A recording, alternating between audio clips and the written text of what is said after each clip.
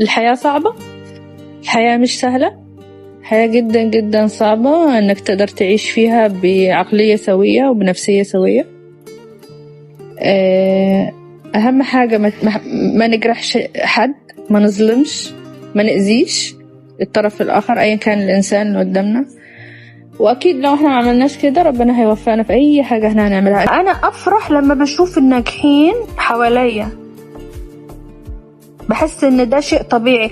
أما لما أشوف فاشلين أو محبطين أو زعلانين أنا بتضايق، يعني نفسيتي بتتعب. عشان كده دايما بحاول I lift up كمان. when I lift up someone أنا I lift up myself، أنا برفع نفسي معاهم، بلاقي نفسيتي كده راحت على فوق شوية، يعني اتحسنت.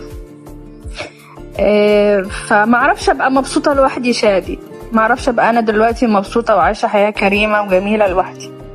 لا، احب الناس تبقى معايا نفس الحياة الكريمة، نفس الحياة الجميلة. يعني ما اعرفش اكون انانية.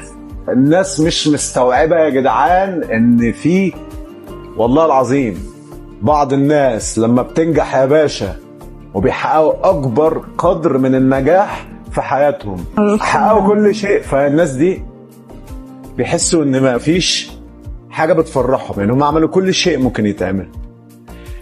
فساعتها لو الناس دي اتربوا تربية كويسة، الناس دي عارفة دينها كويس، الناس دي بتحس بالسعادة لما بتفرح حد.